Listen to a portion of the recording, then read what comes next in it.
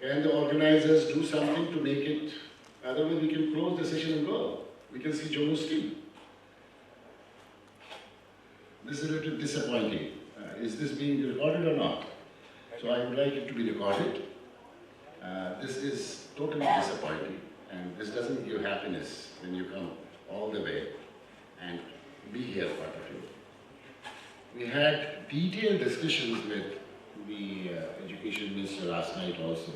We want to be good. We are talking about HR, Dil Se, and we have to be Dil Se here. Whatever people are here, not like Mr. Jakota. Mr. Jakota was saying yesterday that he was giving a lecture somewhere. By the time people started leaving, there was only one person who was still staying here.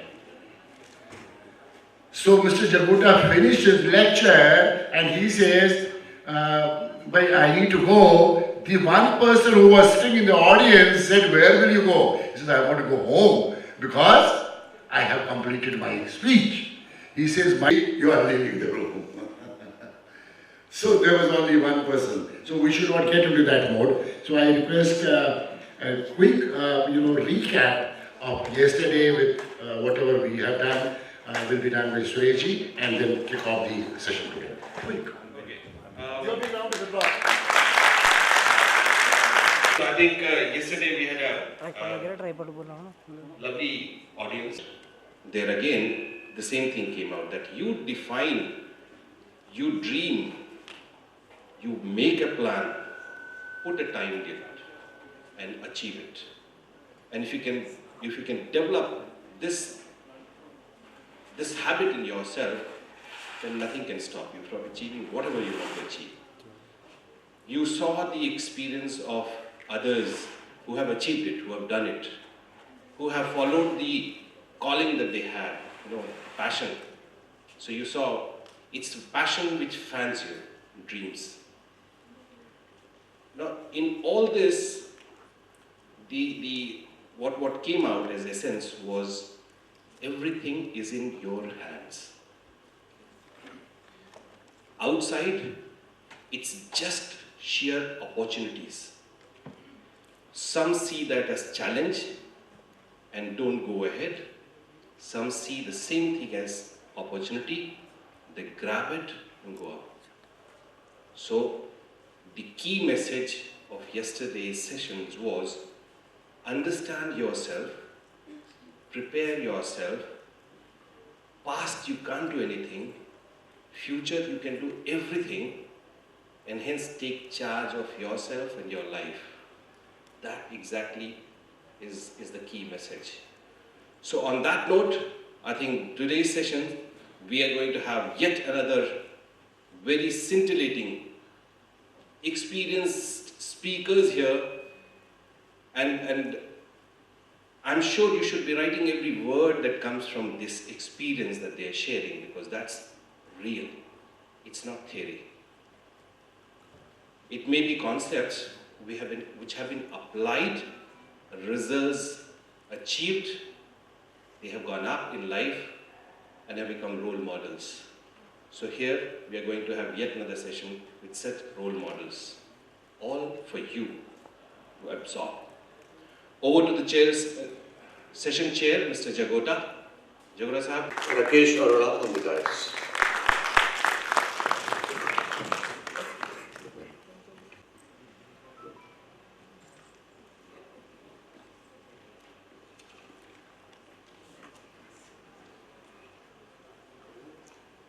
The topic is innovation versus disruptions. In times to come, if you have to grow in life, innovation will have to be a part of your life. To share with you, I am a management advisor to T-Series. And you all know that T-Series was the king in making cassettes in India. So when Gulshan Kumar started the company, it used to be cassettes and cassettes. But an era came when the cassette became absolutely outdated. That is the time when I joined the company. So immediately we started making CDs. So we had instead of cassette, we had 3 factories in Noida and we started making CDs. After 7 years, the CD era also had gone outdated. And then we started manufacturing at Baddi the pen drives. And after another 4 or 5 years, era of pen drive also vanished. So we came out with the innovative ideas. In pen drives, we will record about 100 songs of T-series and we will sell it pen drive along with the CD. That era is also gone. After that, Mrs. Gulshan Kumar, she is now heading it in Delhi. So we discussed, well, you have produced hundreds of actors, you have produced hundreds of singers, why don't we start a music academy under the brand of T-series? So now recently we have started acting and music course. And the plans are, now we are starting only in Noida, but plans are to have a tie-up with all education institutes around the country and overseas. And we will train the students in music and acting. So that's a next stage. That stage is in process. And the other is making films.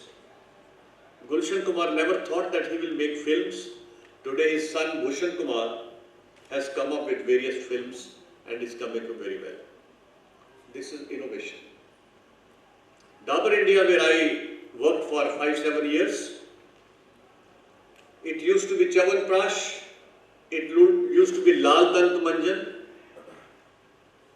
These were the 2-3 products at Dabur, and the turnover was only 129 crore.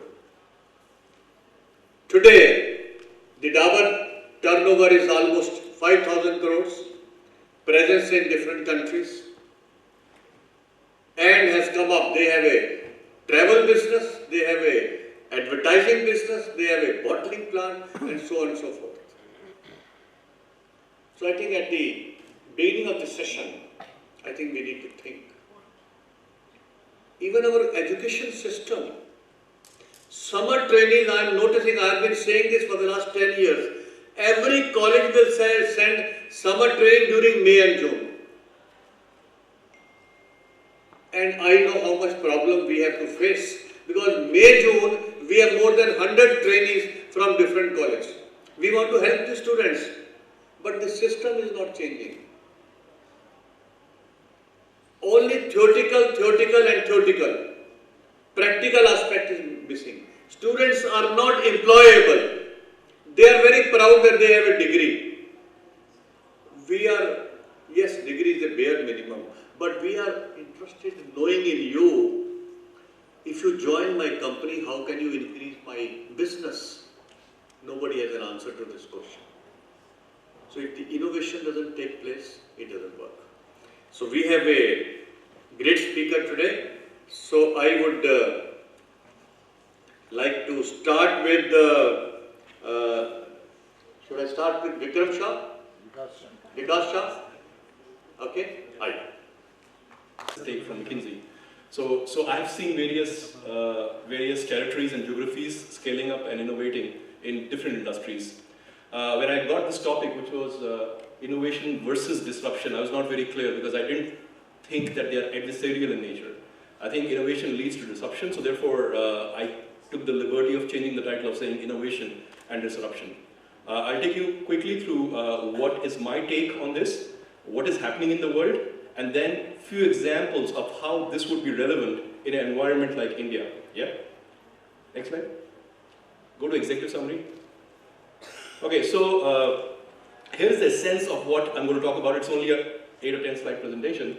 The first one is innovation is generally accompanied by addressing millions of people or large masses. That's an inherent property of innovation in the first place. So anything that is happening at a small scale definitely is not innovation which is driven by disruption, right? The second one is there are various models in play right now. There is incremental improvement that we do with the product and service. You also create products and services, which is again not innovation. And then there is something completely outlandish, which disrupts the model completely, and then hell breaks loose when a number of people enroll for that product or service. So I'll explain what those models are. There are some myths prevalent with what innovation is all about. People say you need to have a very calm environment, people holding hands and singing kumbaya. That's not how innovation happens. Innovation happens in a pressure cooker situation. They say necessity is the mother of invention. That's actually true, because most innovations happen when your feet are held to fire. And that is those are some of the myths that we'll talk about in the subsequent slide of the presentation. I'll explain to you the curve of innovation versus incremental growth and improvement. And finally, how various players have used innovation disruptively in the marketplace, and how has their model proved to be better. And last but not the least, 3 examples, one from the services industry, infrastructure, and government, of how disruption could happen in these 3 sectors, specific from an Indian standpoint. Yeah? Let's move. Next. So here it's just setting the context. Conventional wisdom dictates that companies create products and services by the loop that you see on the top. Opportunity, ideation, prototype, go to market. That's the conventional route. 90 to 95% of the companies are operating in that loop for majority of the times. So that's why they are in the 95% of the bucket of the companies who are not breaking the orbit. Yeah? There are another set of companies who do incremental innovation. What it means by that is they come up with very innovative ways of addressing the problem, but in a limited sphere, not necessarily something which can scale up in a mammoth fashion across the globe, right? And then you have the third category, which is disruptive innovation. So to give you an example, you can, and let's take cancer. Treatment of cancer as one of the industries or one of the examples. There have been improvements in how you administer chemotherapy so that the side effects of that are reduced significantly. That I would place in the left bucket of incremental innovation. But the use of nanotechnology to address cancer is disruptive. In fact, it's still under designing stage, but if that was to actually get implemented commercially, that would completely change the paradigm of treatment of malignancy, right? So that's the separation of these 2 buckets. So you have 3 worlds, if you will. The conventional world right on top, which majority of the companies stay focused and stay put. The second world, which is talking about incremental innovation, which is again some of the better ones who look at innovating in an incremental fashion, and then complete outliers or leaders. They're in the third and the last bucket. Yeah. Move on. Now this is a classical curve which indicates how on 2 axes, performance and users, do two competing powers in the business world, match head to head. So you may have an entrenched player who's a leader.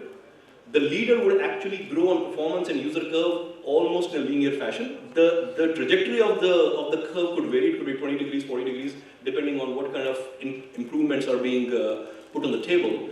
But then you have the innovators who start very small. What they do is, you have to bear one thing in mind, and that's a disclaimer or a qualifier for this chart. There should be a third axis on this chart, which is cost, or the service offering price or expense. That should be the third of the x-axis. Unfortunately, I can't describe it here. But rest assured that all disruptive companies on that axis do exceptionally well. Unfortunately, it's not demonstrated there. But be as it may, on the 2 axes of users and performance, if you look at the way the conventional leaders operate, they have a linear growth over a period of time with performance and users. So they have a very, what you call the Hindu or a kosher growth rate as far as the users are concerned. When a disruptive power or enterprise comes into place, they generally start very small because people don't know who they are, and they gather pace. And the pace they gather is not so much because of performance, but because of cost. The cost drives their growth till a point they come where there's a point of inflection where both the conventional businesses and the disruptive businesses are probably at the same level, both in terms of performance as well as users. Note, however, price is not here. So price compared to... I have a request to you. If these people, if you can give them some idea, which they can practically do in their life. Next slide. So you have 2-3 minutes more. So Take it. So these are the myths. So if I have 2-3 minutes, then I would go through this quickly. So I talked about what are the myths as far as the disruptive innovation is concerned. It's generally believed that you have the freedom to make decisions. That doesn't happen. It's generally top down. That is how organizations run worldwide. Innovation requires sufficient resources. That's a myth. You don't have resources. You start small, you get money, that's how you grow. They say that time pressure is not given to people who innovate. That's not true. You're in a pressure cooker situation, only then you innovate. They say you need to be gifted. Ordinary people do extraordinary things. That's the way. So there are other myths there also. Let's move to the next slide. These are 5 examples that I have taken of convention, how things were done, leading to innovation, and finally disruption. So let's take an example quickly. Telecom. The conventional Stouger E10B exchange or crossbar, some of you are from telecom industry, that's what it used to be. Now you have a smartphone or a regular phone which allows you to use digital communication, including texting and everything else. Going on to Skype. Skype, in fact, is just a software. It doesn't invest a dime on hardware. But it currently captures 40% of the voice traffic. So that's the disruption which is running all the voice companies bankrupt. Retail, you had the conventional thing, the round the corner shop. Walmart, which ensured that you got all accesses of multiple shops in a single location, so economies of scale and better serviceability. And finally, Amazon, where you sit at home, you get serviced. Yeah. Uber, again, a tanga, a taxi. I don't have to tell you about Uber, right? Same as again, Zynga. I don't know if you are in the gaming business. There are more than the population of, equal to the population of US, are the number of users who operate on this particular platform. And finally, Twitter. The conventional mode was newspaper, magazines, and then you had television, which actually controlled the communication between a leader or a political entity or anybody else with the rest of the world. Now we have Twitter, one-to-one. Anybody can reach out to anybody. So the conventional media in all these enterprises are irrelevant and mundane. There's no romance associated with them, and they're dying. Next slide. So these are statistics for what it's worth. 300 million minutes and 300 million users for Skype. 40% traffic as of last year. 50% of voice traffic is on Skype. All telecom companies are dying in the voice business, in case you don't know that. 8 million users for Uber and 1 million rides every day. That's significant, huge compared to any single entity in terms of providing that service. And finally, Twitter. More than the population of India are the actual users of Twitter who can actually control the communication, as does our Prime Minister, right? That's one of the reasons why he stays away from media, because he has the power to communicate directly to everybody rather than relying on the whims and fancies of the media. Next slide. I've taken 3 examples. Judiciary, first one. What is a traditional judicial model? You have the typewriter with the right karta rehta hai, judge kuch bolta rehta hai. It's a nightmare going to a court and trying to get your verdict if you don't want to deal with all the touts, not to mention the millions of man hours that are lost in trying to get these things done. If that was not enough, every judge, and I'm really appalled to note that, sits down and writes down verdict verbatim every Saturday or Sunday so that he clears the backlog of over 2.2 crore of court cases that are currently lying in the country. How inefficient is that? Not to mention that justice delayed is justice denied, right?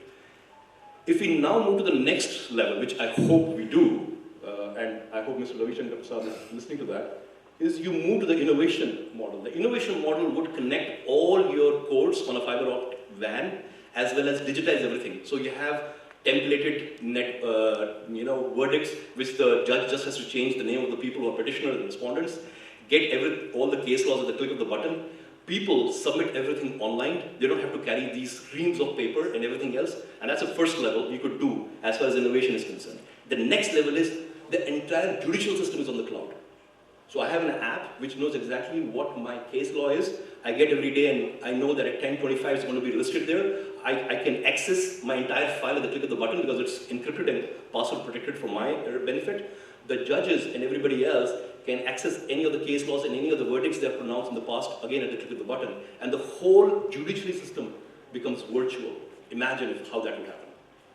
Next. Services. 40% of India will be urban population by 2030, approximately. and we'll be probably 1.5 billion people. Most of you know that artisans who are required for you to do your daily chores, a plumber, or electrician, or a carpenter, usko chase karne mein aap logon ka Jammu ka main keh nahi sakta, but in big cities it's a big chore, right? So you need to create an ecosystem to get these things done. Traditionally, we always go to Ramu or Sham, the guy who generally does all these things for you, right? That's a conventional model. What has happened now, which is the innovation, which is the next step, is that you have many of these portals, Time Savers, Urban Clap, Task Bob, and all these things. So you can do some stuff there. You can tell them, okay, send this person over, he charges some fee, blah, blah, blah. Sometimes it shows up, sometimes it doesn't. Efficient, but not really efficient. Where it can actually lead to, imagine, like Amazon, if you have an open marketplace where all the artisans on one side and all the users on the other side are on one platform, and you bargain and negotiate who is offering what. It's a